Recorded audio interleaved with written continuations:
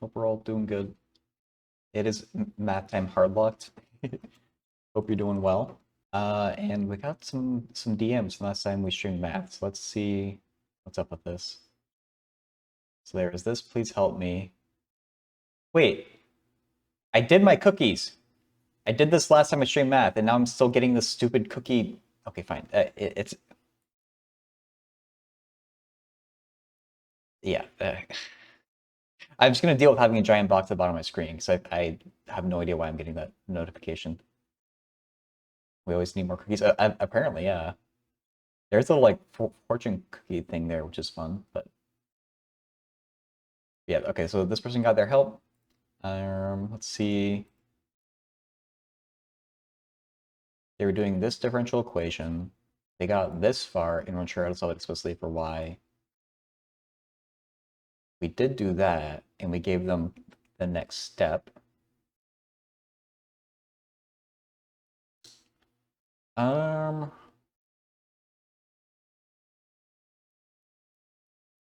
that's actually a good answer, or a good question. The opposite of an answer.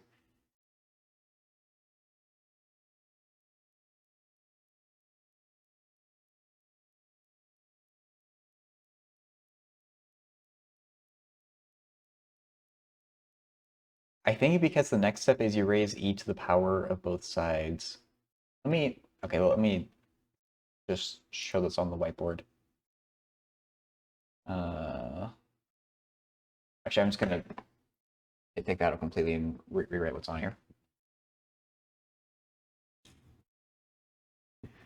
Basically, the situation that we have is oops, not that. ln absolute value of y, absolute value of 1 minus y is equal to t plus c.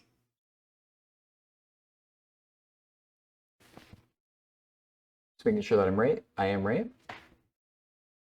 And so their question is about when is it okay to drop the absolute value. And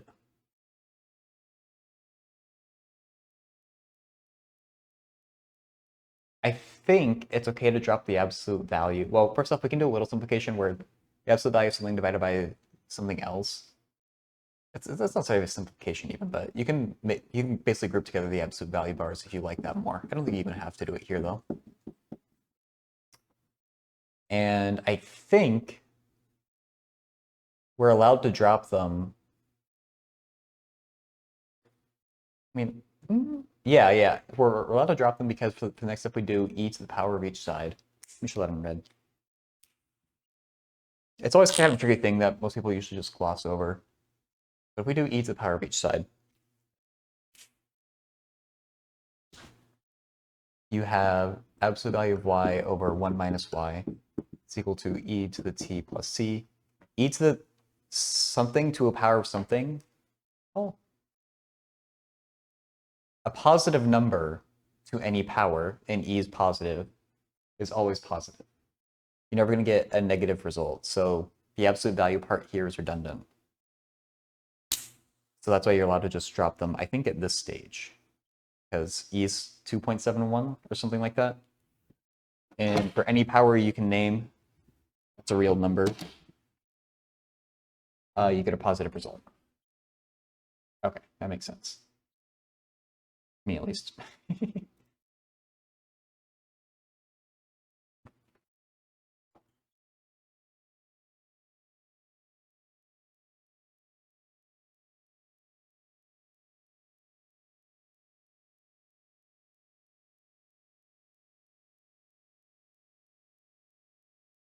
So value bars is in the next step. Starting from ln y over 1 minus y equals t plus c.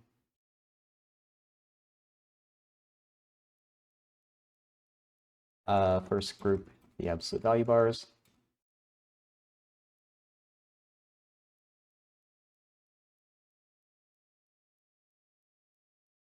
I'm just going to show it this way with like,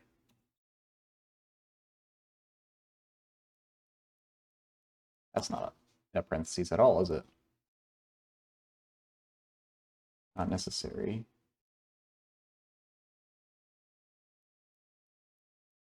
Nicer. Then we do e to the power of each side to get. Hey Jed. Yep. Could call him that problem from Wish, by the way. I completely I was stuck on my geometric interpretation. Where it doesn't make sense that x equals 0, but obviously it does make sense in that problem. Equals e to the t plus c. Since e is a positive number,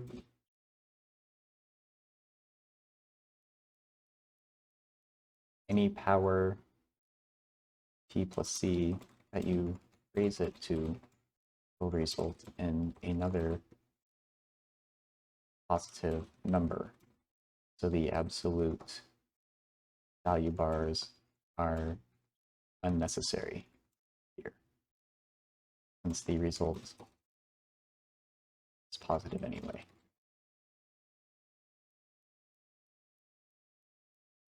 Saying same as me, it certainly could be written more clearly.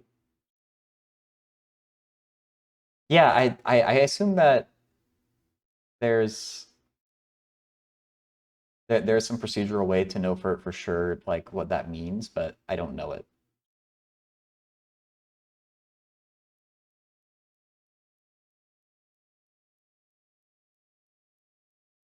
Yeah, like with the ordering of like for all there exists for all.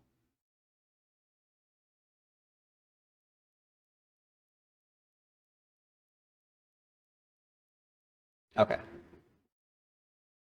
So that's our DMs from last time. Let's look for new math questions. 12th grade function. Oh, I don't know if functions could get to 12th grade. Oh, the original version is in French? Okay.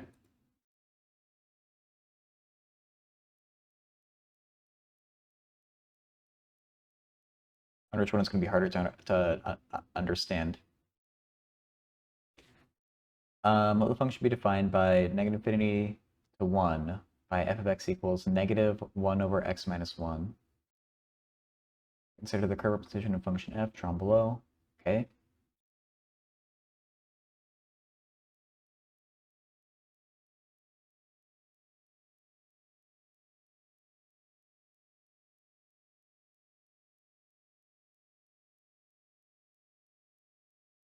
I don't know what these drawn in things are. What does the French version say? Oh, fancy D, or I guess script D in script E?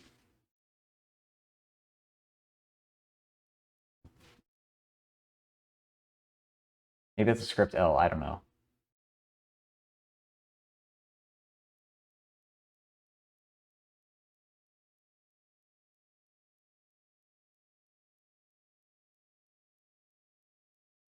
A C? Oh, that's a good call, yeah.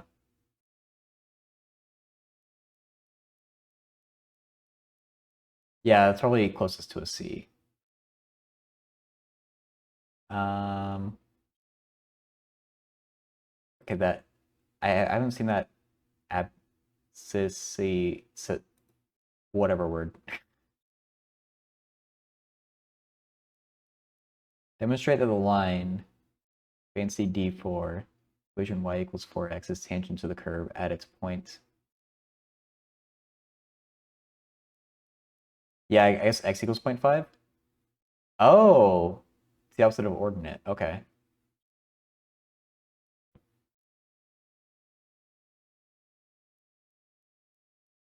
I wonder. I hope they're allowed to use calculus.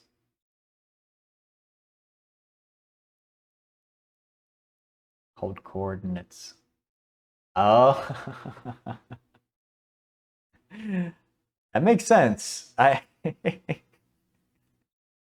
never thought about that.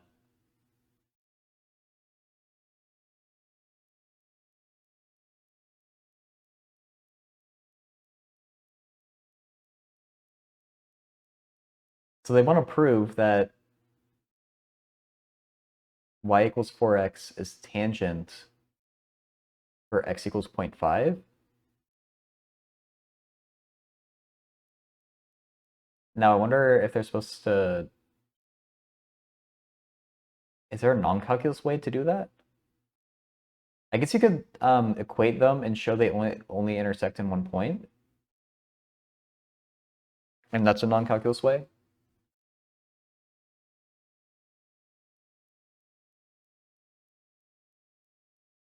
So for part 2, actually, let's just work on that part first. I am gonna erase this.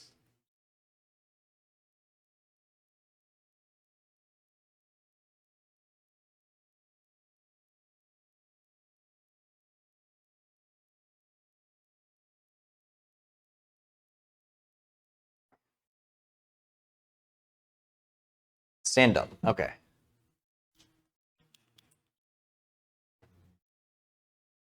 So you have -1 over x minus 1, right? Right. It's equal to 4x. Multiply each side by, I guess, x minus 1. So -1 equals 4x squared minus 4x. Add 1 to each side. 4x squared minus 4x plus 1. That should be factorable. I assume it's going to be a perfect square. 2x minus 1. Yeah. So x equals 1/2 multiplicity 2. And that's 0.5. Oh, hey, that works out. Okay, that's not that bad at all. For part 1. We got part 2.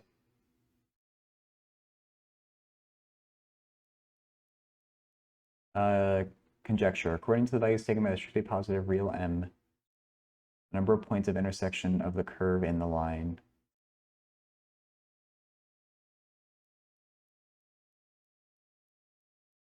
Oh, I guess 2 and 3 go together, as you have to prove that. I mean, I don't know. I don't know French, so I don't know what I hope to glean from trying to read it, but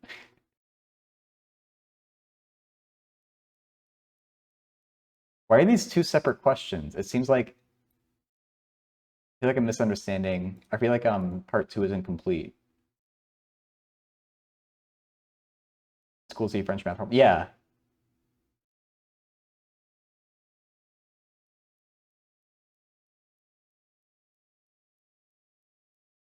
The fancy script is worth it.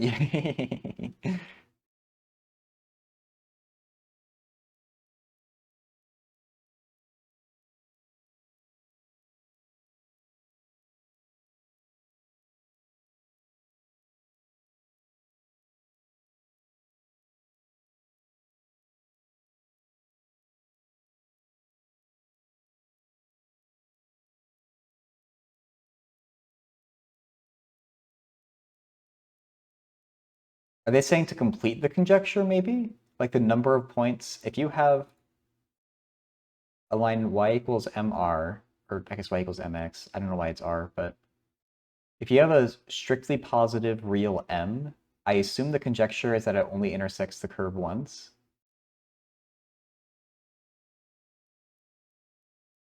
Yeah. And I guess that makes, well, you have a really steep line, it should go through like 2 points, wouldn't it? I don't know.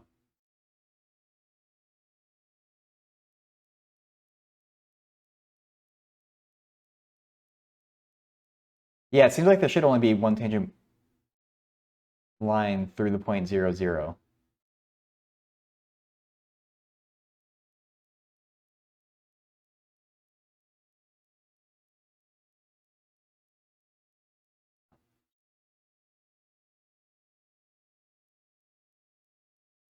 So I think if you have m equals 4, oh, I don't know.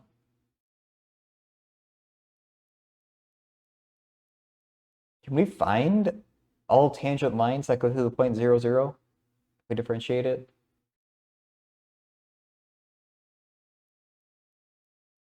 I don't know like a good way to find like all the solutions for that.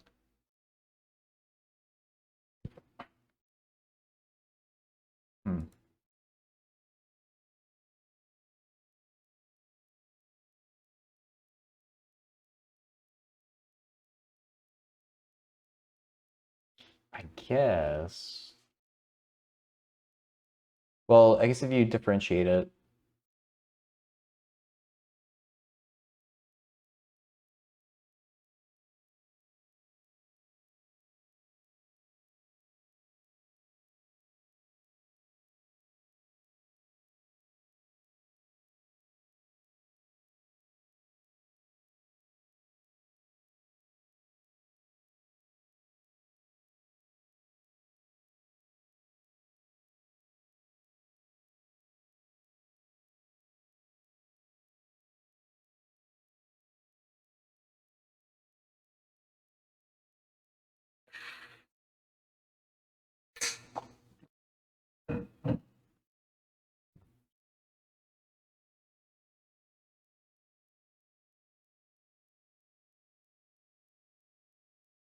or I guess you could equate it just like that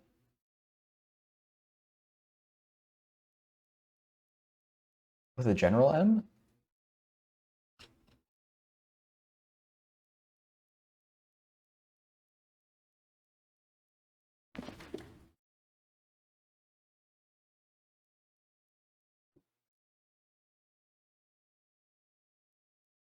Like that would work? That feels a little weird, but maybe?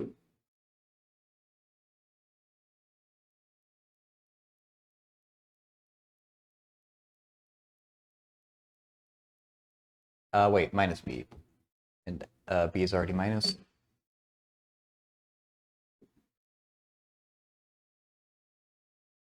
Root B squared minus 4AC.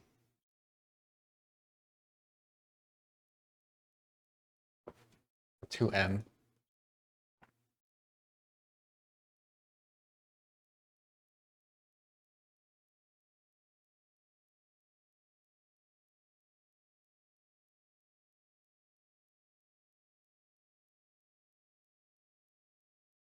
And this would have to be true for every strictly positive real M. And would we have to show it's only true for 1/2 potentially if we think it's only that one line?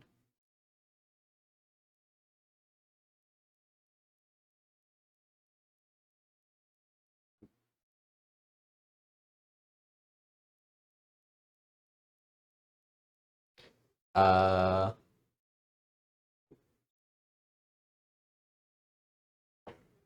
so when M equals, or I guess if we get 0 and positive 4, we need to set up a number line here. Well, the function isn't defined, it's only defined up to positive 1, right? So we don't worry about 4.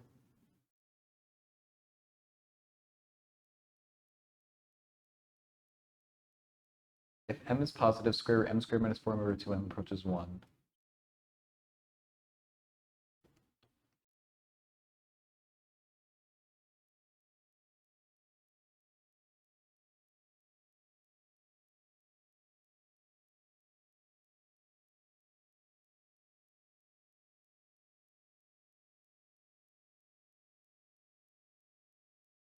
Yeah, that part would. The other part would also be 1/2. But do we take the plus or minus, I guess, is another question.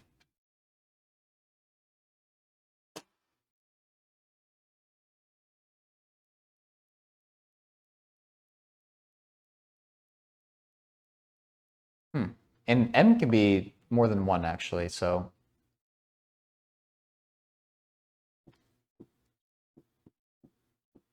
When M is negative, you get positive, which fits the inequality. When M is, say, 2,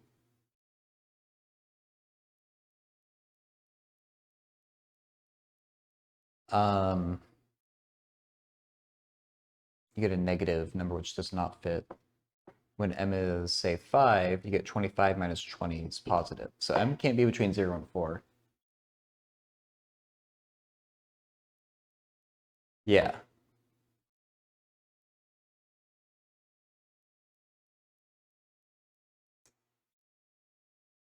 And so I guess it makes sense, because I was thinking that, like, if this line is too steep, it will go through that function twice.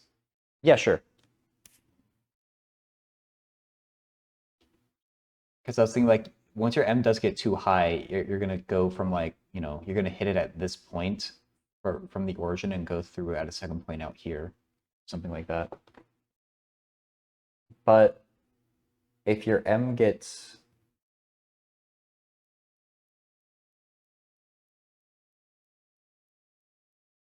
too low, I think it's only one tangent line that goes to the origin. I was thinking there could be multiple, but I think it has to be just that one.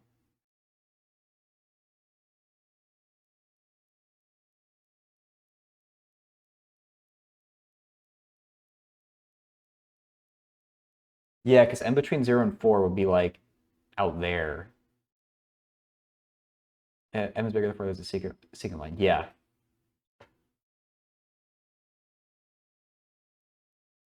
So I guess the number of points of intersection between the curve and the line. I mean, the most you could say is greater than or equal to 0 if your only restriction is strictly positive real M.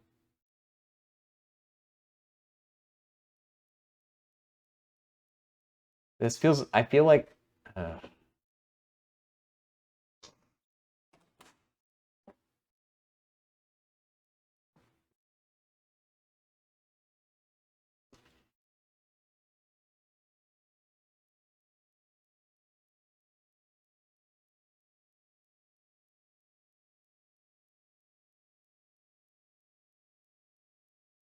equal to -1 over.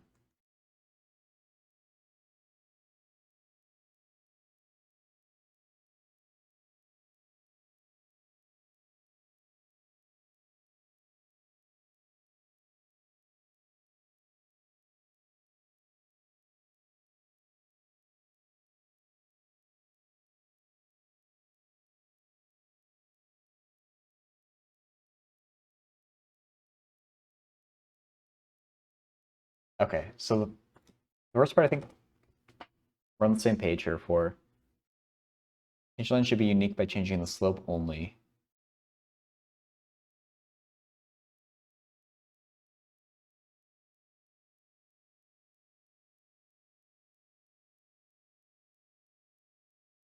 Like there's only one tangent, or what I'm thinking is there's only one tangent line that goes to the origin from what we've kind of discussed. I, it's all good. Are we on the same page? I think we are. It's only one slope for the line which will be tangent. Okay. Maybe that's what they're um 2 and 3.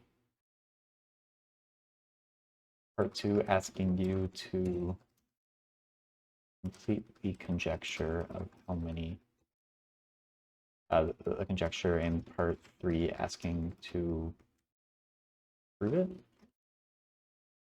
Like for part 2, you would have to make a claim for how many times. Last sentence why the prompt was written. Okay.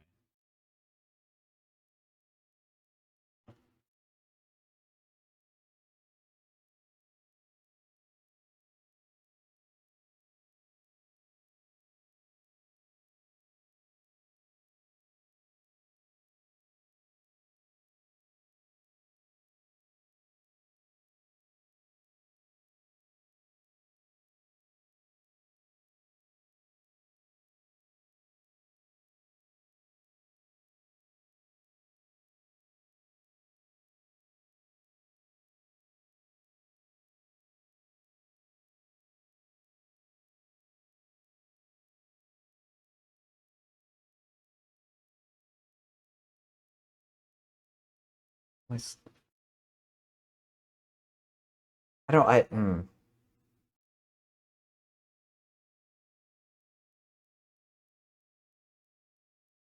asking to prove there's only one line. Just from the way it's translated, I think they're asking you to say like, how many times can a line of this form it intersect the function?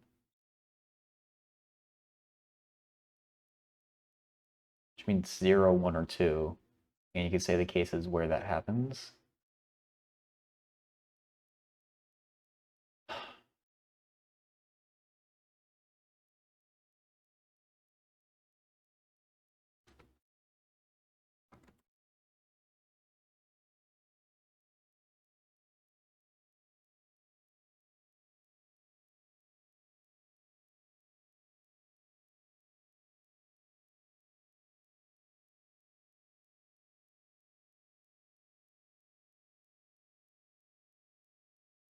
X equals -1 over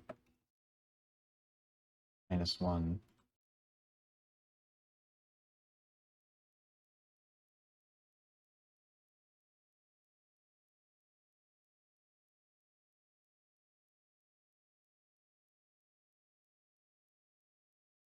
Once, twice, or never. That's what I want to say to this person. I don't know if your understanding is different, e to the 2i pi, but I think it's the best that I can come up with. It makes sense? Okay. So it's possible that the question, like I'm misinterpreting the question, but it's a little rough in things when it's going through a translator, so I guess let's try posting this.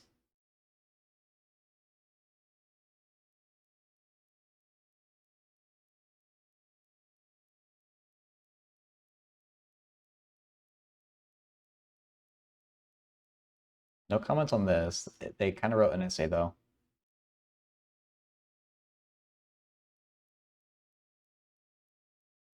That's very charitable of them. The number of children is X. What will be the amount of received by each child? Okay, wait, they could solve the first two easily. That seems right. Consider that 20 more children joined. Each student got 240 rupees less than the previous amount they were receiving. Find the number of children. Okay.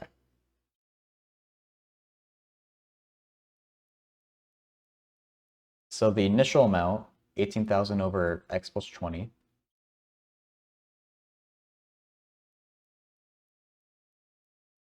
Is the share for each kid. And then when there's 40, you would do plus 240 if you're doing it like this. Okay. That makes sense. So how are they going about solving this? They get the X on the same side. They divide by 18,000, which is valid. They get a common denominator. And it seems to have been done properly.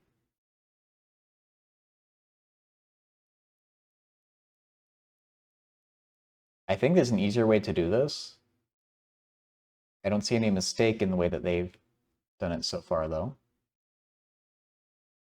So this boils down to 20, which seems right. They multiply out the bottom. They flip each side.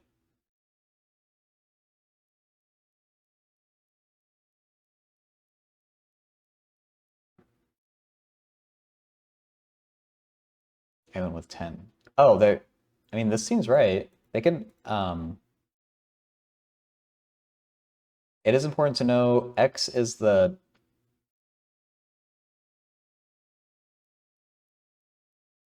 base number of kids. So it's technically they could have defined X to be the number of kids in part B and then just do X plus 20 for that part and just X over here. But with the way that they've done it, it means we can just kind of do this manually to check. It should be 18,000 over 30 because X is the initial number of kids in part A, so 20 more joined for part B, minus 18,000 over 50 equals 240. Okay, good.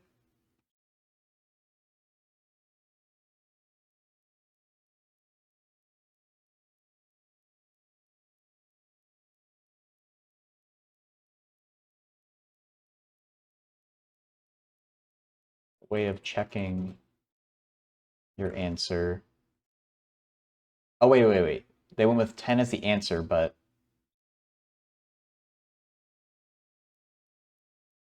find the number of children. It's vague on whether it's before or after, but we should be clear on what x actually means.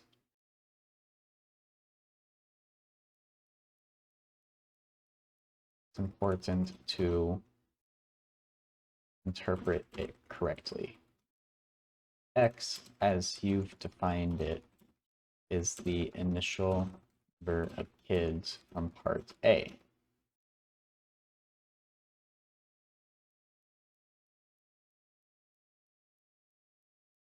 Part B, 20 are added.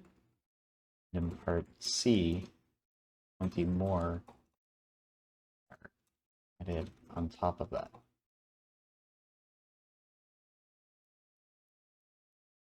If the question, I'm not sure if the question for part C is asking for the initial number of kids from part A,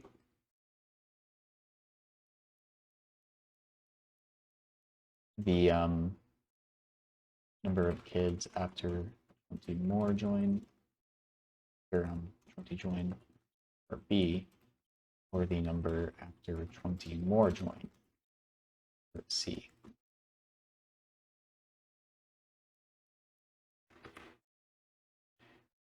For the final number of kids, it would be 10 plus 40 equals 50.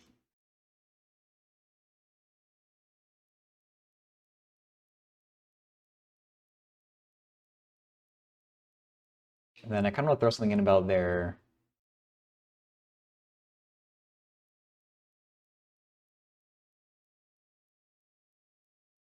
oh yeah. Okay, this is getting long, so I was gonna throw something in about making their algebra more efficient, but I'd rather post about how they can check their work.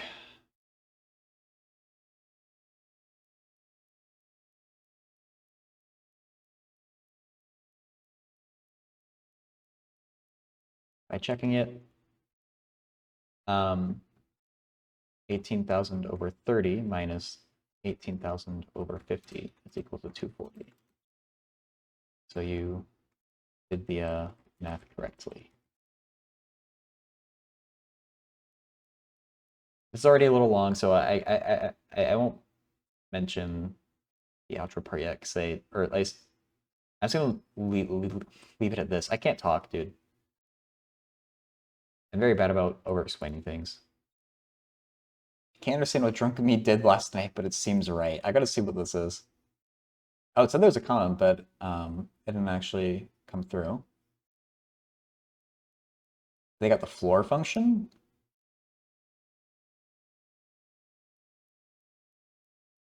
What's happening here?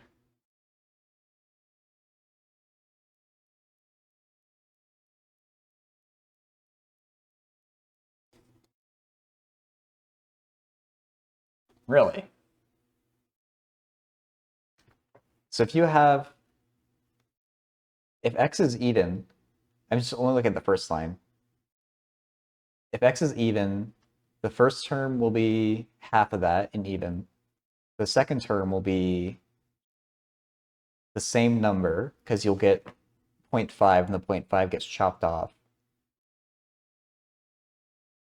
is equal to floor of x, which for an even number makes sense. If x is odd, you will get half of it less 1, but the next one will be half of it plus 1. So wait, if x equals, say, 3, first term will be 1, the second term will be 2. Okay. But if x is a decimal, what happens there?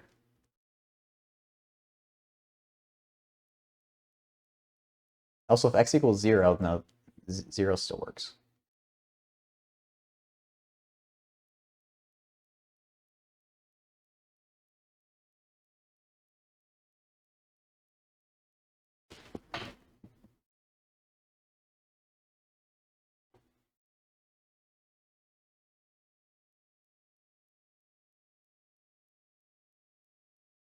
Hmm.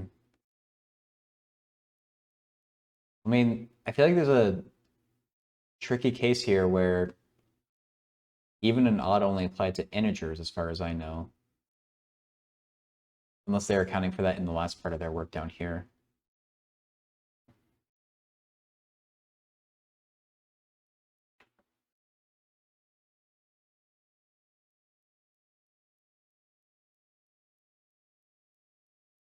I feel like a decimal would still apply though. You would just only worry about the, what's it called? The whole number part of it. What's the actual question?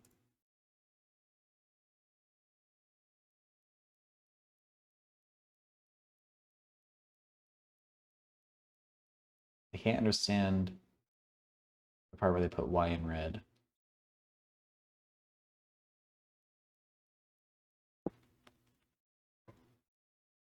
Well, the floor of x over 2 is equal to... I assume they're like the question is to prove this first line. I'm not sure you have to prove it for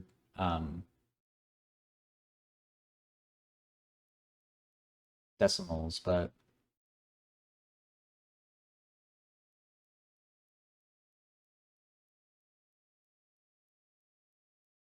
you did the big triangle is to put the surface function depends on x, y, and derive and fix each variable.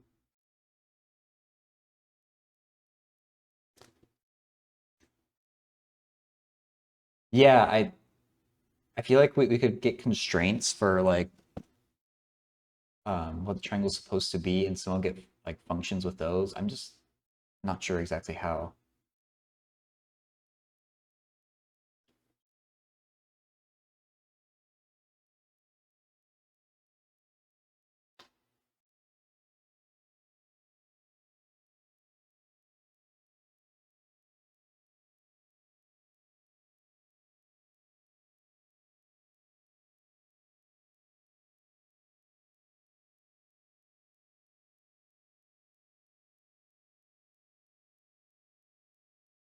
Oh, I think I see where they're going with this proof. I would write it in a different way though. Let me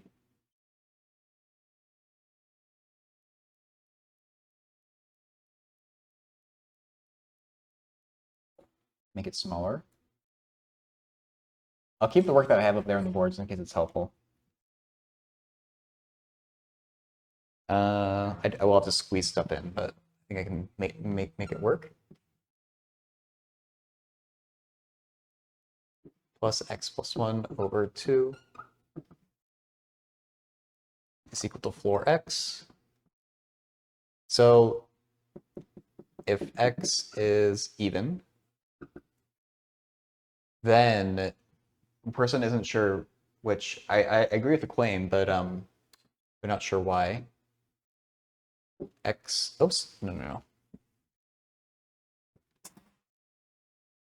Floor of x over 2 is equal to floor, oops, oh my god, I can't do anything right. Floor of x over 2. And this makes sense to me because if you plug in, say, 4 for x, 4 over 2 floor is the same as 4 floor over 2. If you get, say, oh, actually, it is hard to prove if you have, say, 4.1, though. 4.1 over 2 is 2.05, and when you floor that, you would get 2 versus 4.1 floor over 2. You still get the same thing. How do you prove that, though?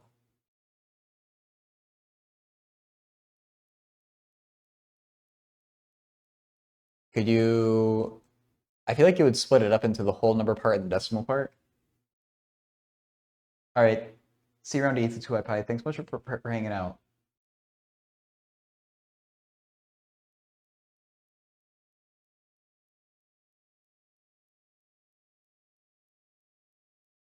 Oh, that's a way better way to do it, Anders. Yeah.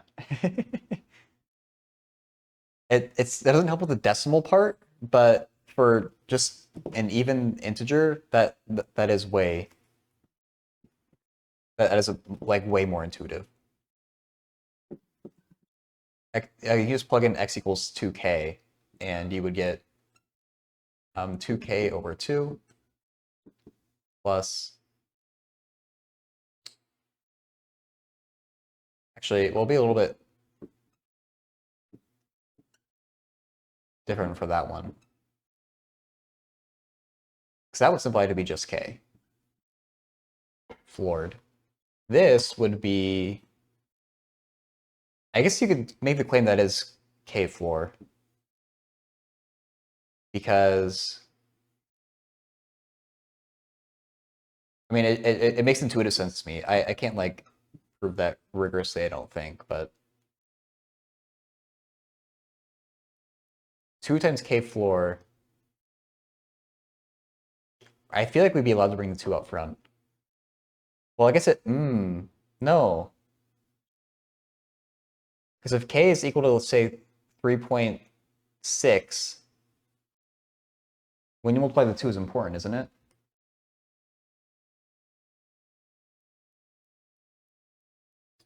Oh, that's a better way to show it, Anders. Split up the fraction.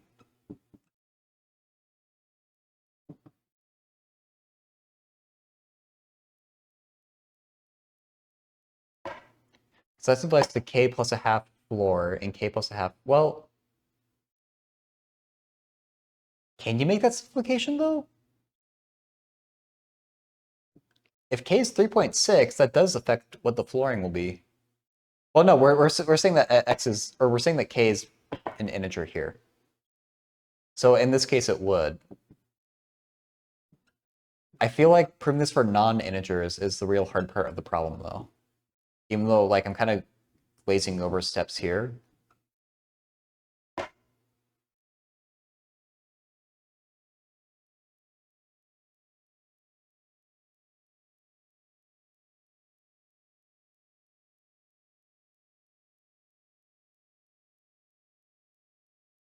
Yeah. Or if k equals k.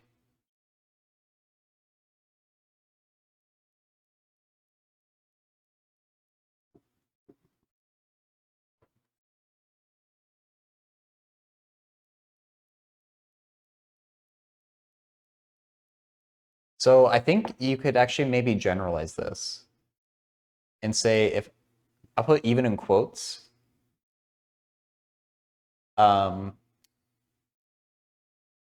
say x is equal to 2k plus m, where 0 is less than m is less than, or not less than or equal to 0 is less than 1. So I think that's where we'd want to generalize things. And I think you use the same logic here with the plus 1/2 part.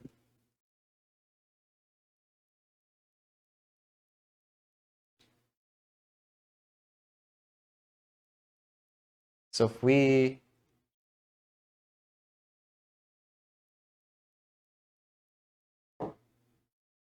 so what I'm worried about is like 4, this kind of easily follows, but 4.1, it's not necessarily as easy.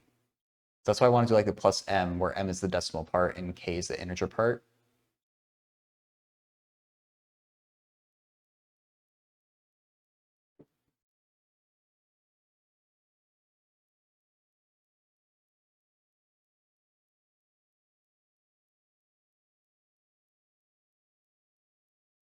So if we had this scenario,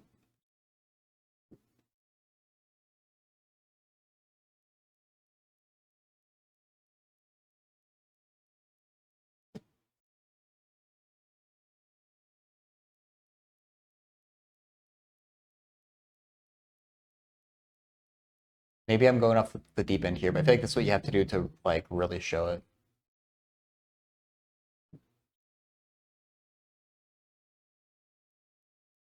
Oh yeah. Sorry if I was giving you anxiety there, Anders.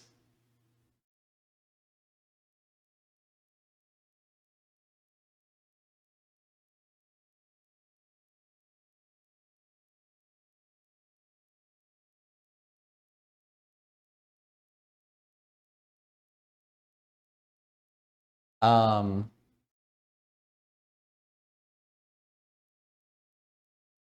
and we do the same fraction splitting up here.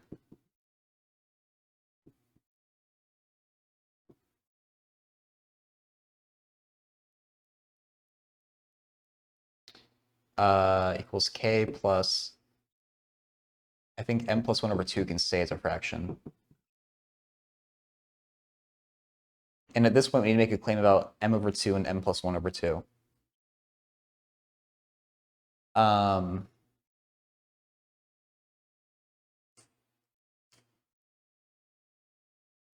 In both cases, this fraction is less than 1. For both these, the fraction is less than 1 by the definition of m. And k is an integer, so these don't actually matter.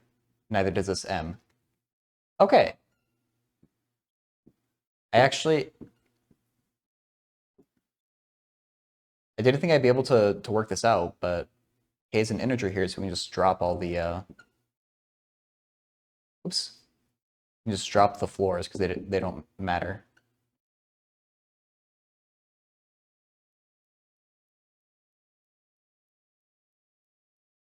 I assume they mean prove x because it does seem to work for all the x's that I tried in my mental math.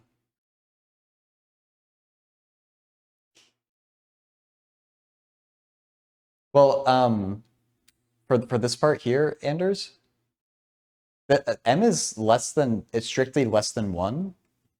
And so the numerator has to be less than 2. You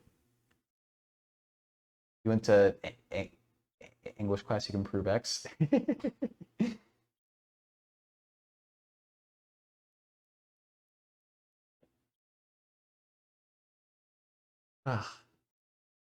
You're just watching a football game, right? Hard lucked?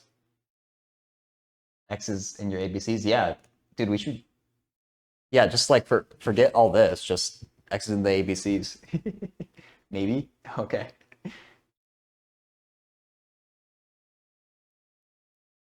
So I guess let's look at the case where X is like odd. Well, I hope if it was that, then I hope you had fun there.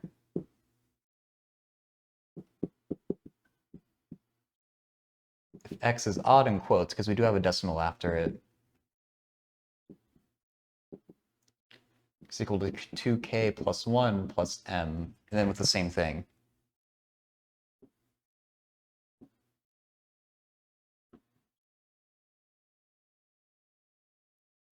And k belongs to integers.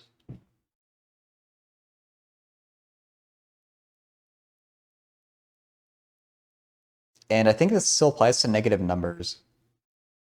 Even though your m is going to be flipped, it's fine. It still covers all negative numbers. And so I assume we're going to get the same exact thing as, well, the plus 1 might make things a little messy.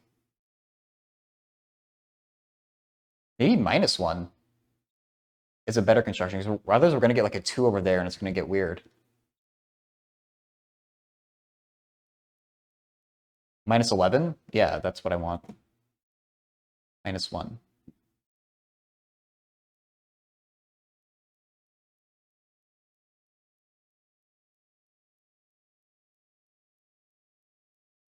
Well, not every number can be proved that. It's either 2k plus m or 2k plus 1 plus m. Yeah. Do we have to prove that part? That feels like a lot. I feel like it's true, so I just want to say that it's true.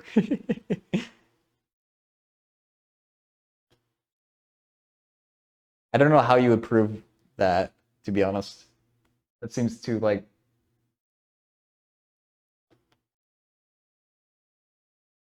I don't know how you would prove that.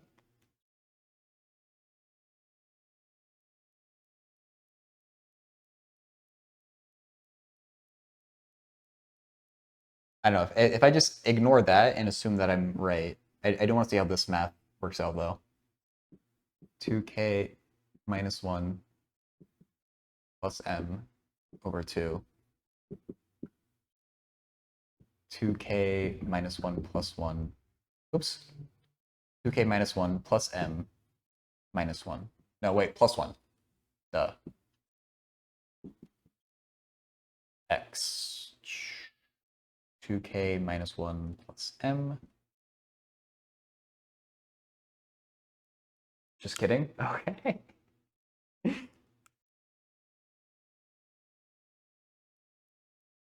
Um,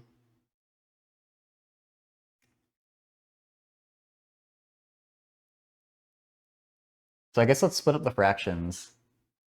I am kind of running out of room here. We do k plus m minus 1 over 2 floor plus k minus 1 plus 1 is 0. M over 2 floor.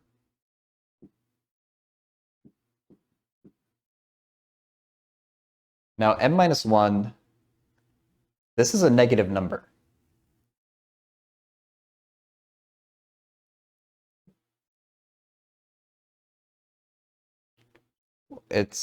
So this is actually k minus a small decimal. So the floor of this would be k minus 1, wouldn't it? How's this going to work out? Because we just get k right there. But it might work out on the right side.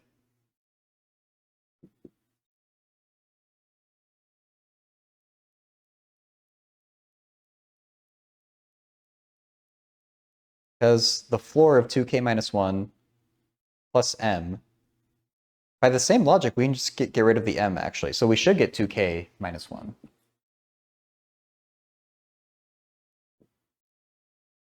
Two k minus 1 equals 2k minus 1. Is this... I hope this is valid. This is kind of a cool proof. I didn't think I'd be able to do this problem when I first looked at it.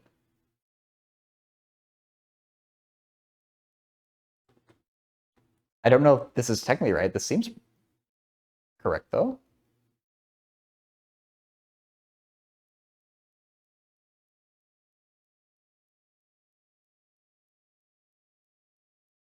I kind of glazed over a little bit of the why you can get rid of the plus m parts, but I feel like you can. Okay. Let's... I'll say I went way beyond what the person actually asking. I just got kind of caught up in the problem. um,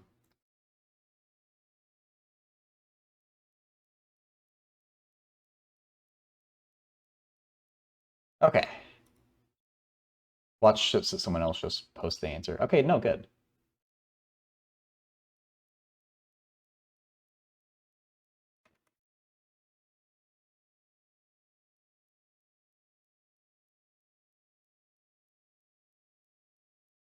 Or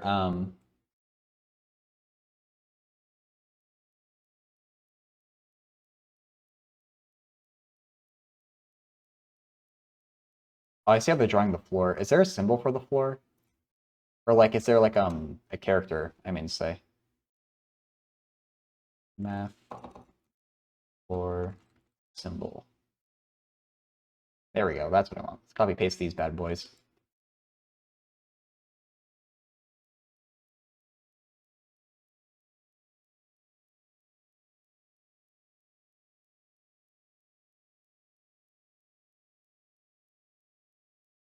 And x is positive. Um,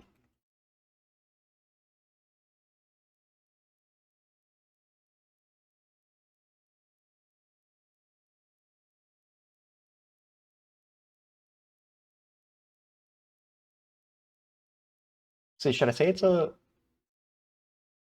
I don't know if what they did there is technically valid. Well, I mean, I know it's right. I just don't know if it's the right steps to get to the right answer.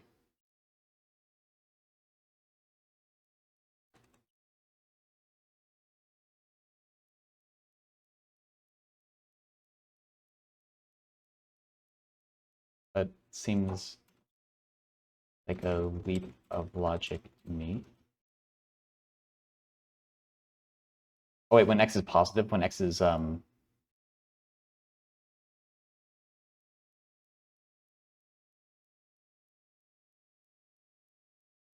if x is even, then we can let x equal 2k.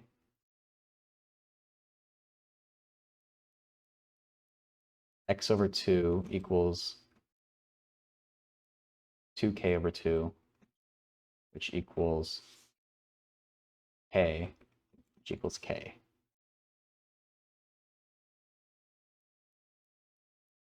An integer.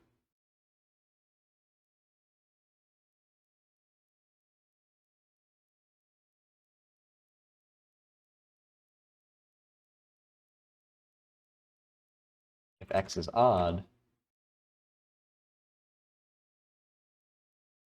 then let x equal 2k plus 1.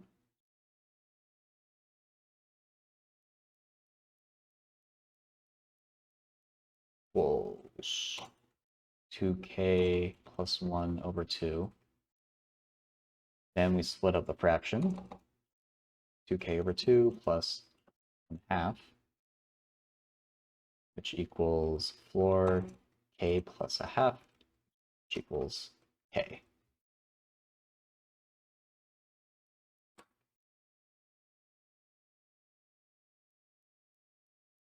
And then be applied to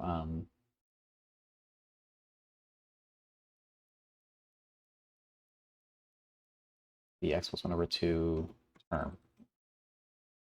However, I think this work would only prove the equation for integer values of x.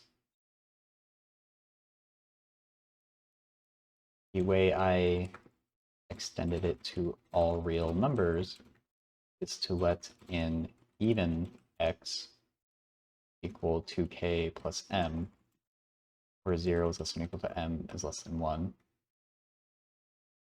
and an odd x equal 2k plus 1, or 2k minus 1 plus m. It's actually put the where part after all this.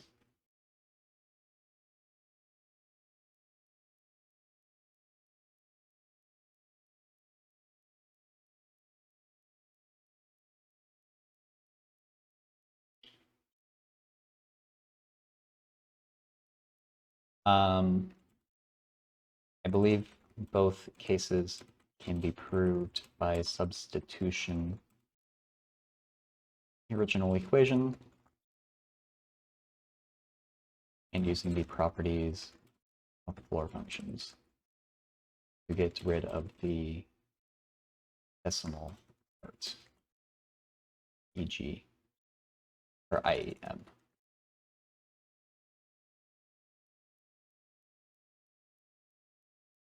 All right, that's kind of a fun problem.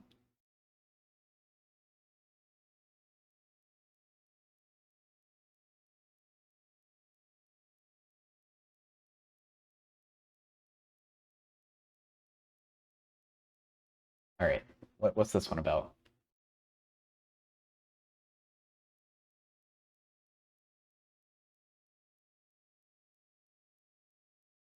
Well, f is just not continuous at 3. You can maybe simplify it and like just make it so there's a hole there, but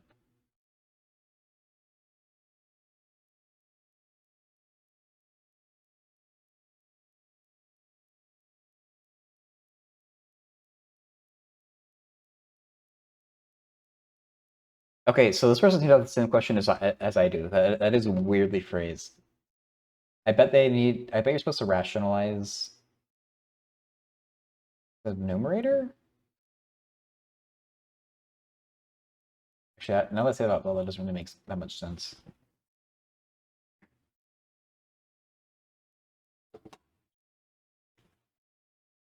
Maybe you just factor the denominator.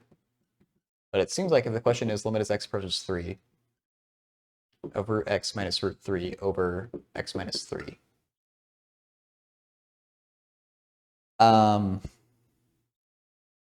I assume they don't want us to L'Hopitals. Or I guess I get the feeling that This person hasn't learned L'Hopital's.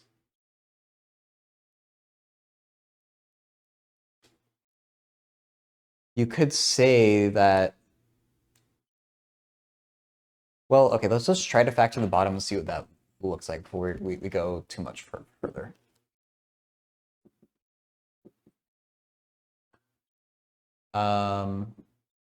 Root x minus root 3. So if we factor x minus 3 as a difference of two squares, we would get root x minus root 3 times root x plus root 3. And this we can get a cancellation. Limit as x approaches 3 of 1 over root x plus root 3. That is an actual number, which is 1 over 2 root 3, which is root 3 over 6. If you want to rationalize the denominator. Okay.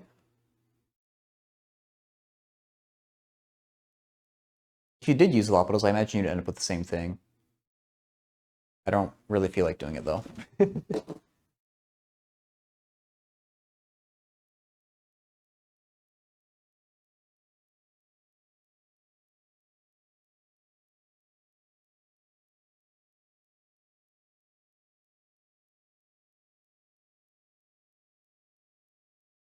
Okay, so let's write an answer for this person.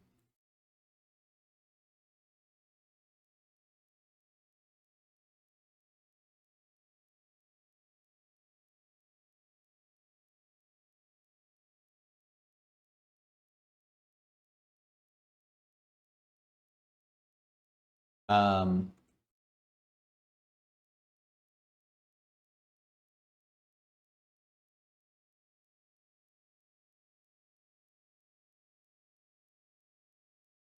find for x equal 3.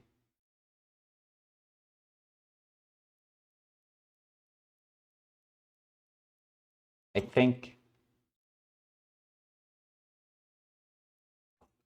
it's trying to give a hint for how to find this limit. You have to figure out just how to figure out a constraint point number 3. Okay.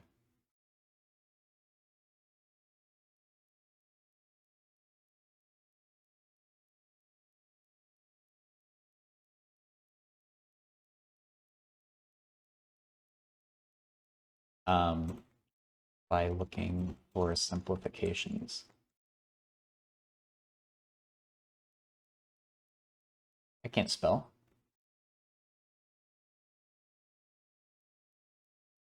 The numerator looks similar to the denominator, just with square roots. So let's try factoring the bottom with the difference of two squares.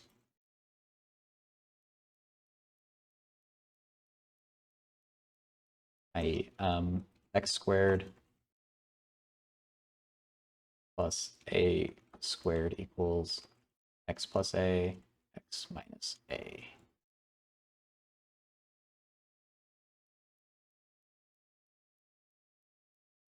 So x minus 3 is equal to square root x. Actually, we can just use their square root symbol.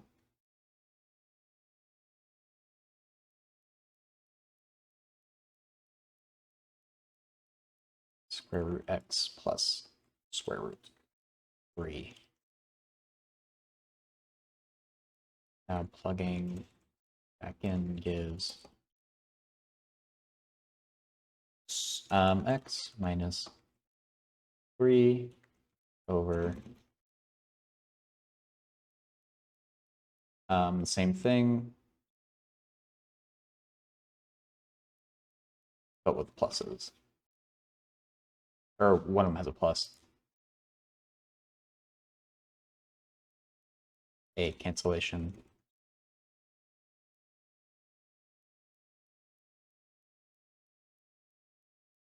Okay. Well, that's a good hint for this person.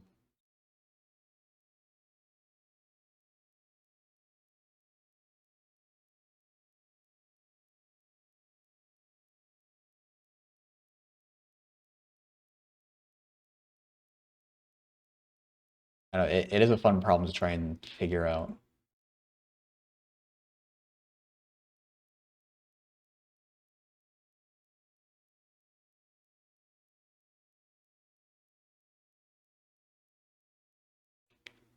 Wait, they didn't do this right.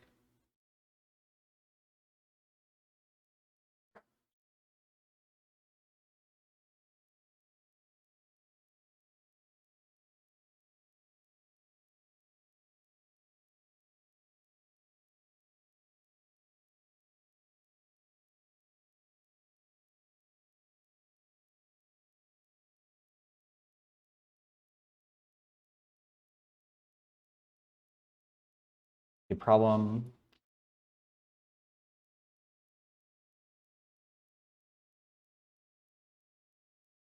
for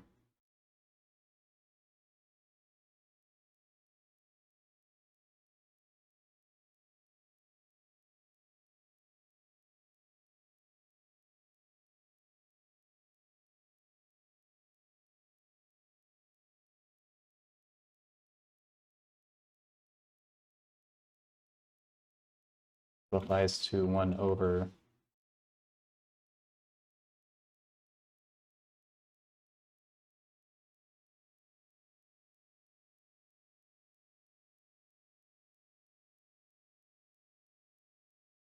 question? Oh, okay. All good, Chad.